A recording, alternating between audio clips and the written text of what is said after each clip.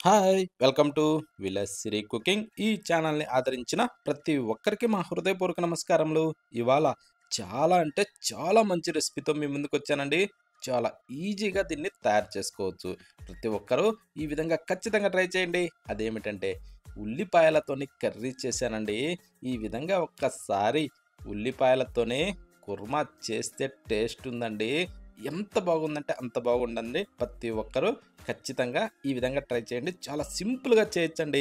ముందుగా మిక్సీ జార్‌లోకి ఒక 3 టమోటాలని ఇలా కొంచెం పెద్ద ముక్కలుగా కట్ చేసి దాంట్లో వేసేసుకోవాలి. కానీ ఎర్రటి మంచి గట్టి టమోటాలు తీసుకోండి. టేస్ట్ చాలా బాగుంటుంది. ఓకేనా? ఇప్పుడు ఈ టమోటాలు మొత్తాన్ని కూడా మనం మెత్తగా పేస్ట్ చేసుకుందామండి. ఇందులో నీళ్లు అవన్నీ పోసే అవసరం లేదండి. టమోటాల్లో నీరు శాతం ఉంటుంది కాబట్టి ఇలా మెత్తగా పేస్ట్ తయారవుతుంది. కానీ మంచి గట్టి టమోటాలు తీసుకోండి ఎర్రటియి.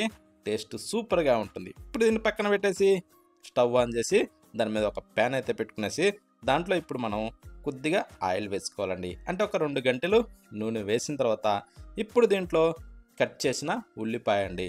అంటే ఒక 2 ఉల్లిగడ్డల్ని కొంచెం పెద్ద ముక్కలుగా కట్ చేసి దాంట్లో వేసుకునేసి ఈ టైప్‌లో కలుపుతూ దీన్ని మనం బాగా ఫ్రై చేసుకోవాలండి. ఇవి ఎందుకంటే కొంచెం పెద్ద పెద్ద ముక్కలుగా ఈ రెమ్మలన్నీ విడిపోయి ఇలా వేగనిచ్చుకోవాలండి. ఇవేందంటే తింటుంటే చాలా బాగుంటుంది. ఈ టైప్‌లో ఫ్రై చేసినయి ఒక్కసారి చూడండి మీకు అర్థమవుతుంది. అందుకోసమనేసి ఈ టైప్‌లో ఫ్రై చేసి ఇలా ఫ్రై అయిన వాటన్నింటిని కూడా తీసి ఒక ప్లేట్‌లోకైతే వేసుకుందాం. అది తీసేటప్పుడు కాస్త నూనె వడవనిచ్చేసి ఆ తర్వాత తీసి ఒక ప్లేట్‌లోకైతే వేసేసుకుందాం. కానీ ఒక్కటండి, మనం ఎన్నో రకాల కుర్మాలు చూసుంటాం కానీ, ఈ టైప్‌లో ఆనియన్ కుర్మా చేసి చూడాలండి. టేస్ట్ మాత్రం ప్రతి దానిలో గూడా చాలా అద్భుతంగా ఉందండి. ఇది చాలా సింపుల్‌గా చేసుకునే రెసిపీ అండి. ఇప్పుడు అదే నూనెలో కాస్త జీలకర్ర, కొద్దిగా పచ్చిమిరపకాయలు అంటే ఒక రెండిటిని కట్ చేసి వేసి, ఆ తర్వాత ఒక 2 ఉల్లిగడ్డల్ని చిన్నగా, సన్నగా కట్ చేసి దాంట్లో వేసేసుకొని, ఆ తర్వాత ఇలా కలుపుతూ కాస్త మెత్తబడనివ్వాలి. అది కూడా ఎలా అంటే, మంచి సన్న మంట మీద మంచి గోల్డెన్ బ్రౌన్ కలర్ వచ్చేంత వరకు మనం ఇలాగాని ఫ్రై చేసామంటే టేస్ట్ చాలా బాగుంటుందండి. మంట హైలో పెట్టి ఒక్కసారిగా ఇలా కలర్ వచ్చేటట్టు చేయకుండా కొంచెం సన్న మంట మీద ఇలా చేసి, ఇప్పుడు అల్లం వెల్లుల్లి పేస్ట్ ఒక టేబుల్ స్పూన్ అయితే దాంట్లో వేసి, ఇది కూడా అండి పచ్చి వాసన పోయేంత వరకు ఇలా మనం కలుపుతూనే వేగనిచ్చుకోవాలి.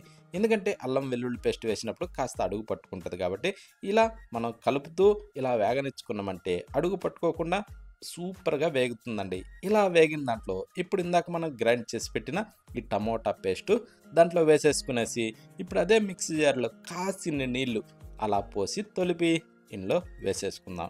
వేసిన తర్వాత ఇప్పుడేందంటే కాస్త లూజు వారుతుంది కదూ! ఇలా ఈ టైప్‌లో దీన్ని ఇలా కలుపుతూ దీన్ని తుక అంటూ బాగా ఉడకనిచ్చుకోవాలండి. ఇప్పుడైతే మనం ఈ టైప్‌లో కుత అంటూ ఉడకనిస్తామో దీనికి మరింత రుసొస్తదండి. ఓకేనా? ఇప్పుడు ఈ టమోటాలు ఇవన్నీ కూడా పచ్చి వాసన పోయి ఇలా వేగిన తర్వాత ఇప్పుడు స్పైసీ తగ్గట్టుగా కారం వేసుకోవాలండి. ఒక టేబుల్ స్పూన్ కారము, ఒక టేబుల్ స్పూన్ ధనియాల పొడి, చిటికెడు జీలకర్ర పొడి, ఆ తర్వాత కొద్దిగా గరం మసాలా అంటే సగం టేబుల్ స్పూన్ వరకు వేసుకొని చిటికెడు ఇప్పుడు మిరియాల పొడి కూడా వేసుకుందాం. ఇప్పుడు పసుపు అది కూడా చిటికెడు వేసుకునేసి రుచికి సరిపడా సాల్ట్ వేసుకోవాలండి. ఇప్పుడు వేసిన తర్వాత ఒకవేళ సరిపోలేదు అన్నప్పుడు లాస్ట్‌లో కూడా చూసి కాస్త వేసుకోవచ్చు సాల్ట్.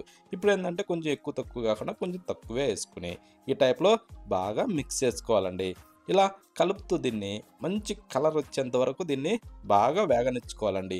అంటే ఇందులో ఉన్న నీరు శాతం మొత్తం బాగా పీల్చుకునేసి ఇందులోంచి ఆయిల్ రిలీజ్ అవ్వాలండి. ఆ టైప్‌లో గాని దీన్ని మనం ఫ్రై చేస్తే కూర సూపర్ టేస్టీగా ఉంటుంది.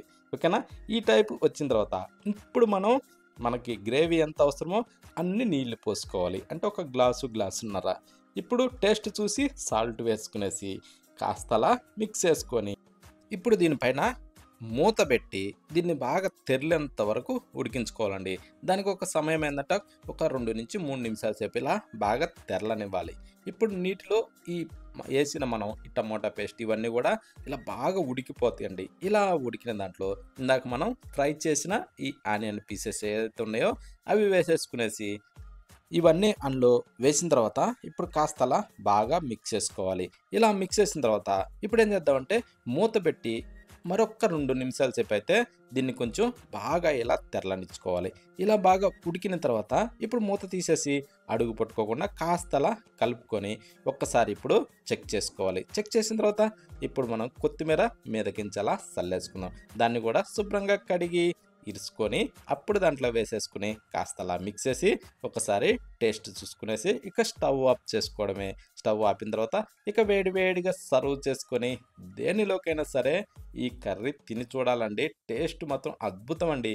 వేడి వేడి అన్నంలోకైనా సరే, చపాతీలోకైనా సరే, ఇంకా వెజిటేబుల్ బిర్యానీ ఇలాంటి ఏవి చేసినా కూడా అలాంటి వాటి అన్నింటిలోకి కూడా కూర మాత్రం చాలా అంటే చాలా బాగుంది.